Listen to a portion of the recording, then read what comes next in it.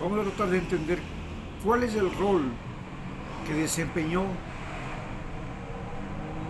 Guillermo Lasso y los banqueros en la política del Ecuador desde el último cuarto del siglo XX y este primer cuarto del siglo XXI, es decir, en estos últimos 50 años. ¿Y cuál es el rol que ha desempeñado el Fondo Monetario Internacional y el dólar? Vamos a tratar de entender eso en un país específicamente, en Ecuador. Y para poder entender eso, lo más importante que vamos a tener presente es que nosotros dolarizamos la economía, es decir, nos deshicimos de la moneda nacional que era el sucre y adoptamos el dólar. ¿Por qué lo hicimos? Porque la moneda nacional, el sucre, se devaluaba de día en día y entonces la gente ya no quería tener esa moneda en sus bolsillos y decidió ir a comprar el dólar que existía en las calles, hasta que finalmente el gobierno se vio forzado a decir: desaparece el sucre y la moneda nueva es el dólar. Esta situación se origina porque los banqueros en Ecuador han tenido una gran incidencia desde el siglo XXI, desde el siglo XX. Tuvimos, después de la revolución liberal, a Vaquerizo Moreno, un banquero que prácticamente destruyó la obra de la revolución liberal de Eloy Alfaro, junto con Leonidas Plaza. Él fue un banquero que llegó al poder y Leonidas Plaza un terrateniente que llegó al poder. Entre los dos destruyeron la revolución liberal y por culpa de estos dos se originó lo que se llama la Guerra de Concha, que era una guerra en la cual los últimos guerrilleros liberales de la provincia de Esmeraldas se levantaron con Carlos Concha para tratar de volver al liberalismo original. Pero finalmente Leonidas Plaza los derrotó después de 4 años de sangrienta guerra, desde 1914 a 1917. Posteriormente, ya en la segunda mitad del siglo XX, los banqueros se convierten en los dueños del Ecuador. Y los dueños del Ecuador no solamente son dueños porque tienen la banca, sino porque son los dueños de los medios de comunicación. Entonces tenemos que los dueños del Banco del Pichincha, que ya desde el comienzo fueron los dueños del diario El Comercio y de radio, también la radio del Comercio, la Radio Quito. También teníamos en Guayaquil el dueño del diario El Telégrafo, que era otro banquero, Aspiazo, la familia Aspiazo. Y así los banqueros se fueron apropiando de los medios de comunicación. El dueño, más tarde, el Banco del Pichincha pasa a manos de otro banquero, dueño de Diners Club, y este señor tiene Teleamazonas. Y así los Isaías se apropian, confilan banco de medios de comunicación como son Gamavisión, Telecentro y más de 700 estaciones de radio. Es decir, los banqueros se apropian de los medios de comunicación. ¿Y por qué se apropian de los medios de comunicación? ¿Por qué utilizan, por qué crean inclusive medios de comunicación? Porque la banca es producto de la publicidad. Y la publicidad es la que crea la necesidad, la conciencia en las personas de que es necesario ahorrar para que después le presten dinero. Y entonces los bancos hacen publicidad y las tarjetas de crédito también.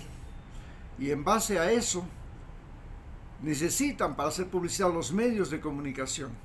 y por eso ellos se apropian de los medios de comunicación. Una vez que se logran apropiar de los medios de comunicación, logran poner presidentes y quitar presidentes. Pero sucede un fenómeno muy curioso desde el momento en que Abdalá Bucaram sube al poder y pone a un terrateniente, el papá del actual presidente de Daniel Noboa, le pone a Álvaro Noboa de ministro de Finanzas. Y este señor, una vez que llega a ser ministro de Finanzas, primero utiliza el poder político para quitar a sus hermanos las herencias que tenían de su padre Noboa Naranjo. Y entonces se apropia de la compañía exportadora Noboa, de las tierras, de las haciendas, los expulsa, y en apenas 6 meses que estuvo en el poder logró ganar y quitar a los hermanos la fortuna, la herencia, y se apropia de esa herencia. Pero se le ocurre hacer un sucre paritario con el dólar, porque el sucre comienza a tener una inflación incontrolable en el gobierno de Sixto Durán Ballén, luego de una sequía y de una guerra con el Perú. Entonces se le ocurre al Abdalá, que era un bocón, nada más, era un payaso bocón, llega a ser presidente, y se le ocurre pues la idea de que él es genio de la economía, le llama Carvalho de Argentina, un economista neoliberal que quería privatizarlo todo, que vamos a hacer una moneda paridad del dólar, que era el sucre de Abdalá. Fracasa eso, y al hacer esa moneda, para poder financiar, tenía que quitar los subsidios, y entonces le quita los subsidios al gas, no primero a la gasolina, sino al gas. En el momento que le quitó el subsidio al gas, el Ecuador estalló, lo tumbó a Abdalá Bucaram, salió corriendo, volando en un helicóptero, y el payaso se largó. Era un payaso como Milei ahora en Argentina, ¿no? Luego de eso, la inflación se vuelve incontrolable. Los bancos habían logrado, viene el gobierno de Alarcón, y este gobierno de Alarcón hace una nueva constitución. En esa nueva constitución permite a los bancos prestarse el dinero de las personas que tienen sus depósitos. Los bancos se toman ese dinero, y entonces aparece Guillermo Lasso, que era el presidente de los banqueros, y los bancos se toman el dinero de esas personas que ahorran y cogen y se hacen autopréstamos. Entonces se prestan ellos mismos, y con ese dinero salen a comprar dólares que hay en la calle, y el dólar se dispara de precio. Sacan esos dólares a sus paraísos fiscales donde tenían filiales, las Caimán, las Bermudas, Panamá, Delaware en Estados Unidos, Miami, y ahí ponen su dinero a buen recaudo hasta que el dólar llega a un techo. ¿Por qué? Porque el gobierno, para frenar la subida del dólar, lo que hace es coge los dólares del petróleo, de la reserva monetaria que garantizaba el sucre, y lo pone en la calle, y enseguida ellos regresan con los dólares. Entonces, como el Estado pone dólares y ellos también ponen dólares, el dólar cae bruscamente de precio.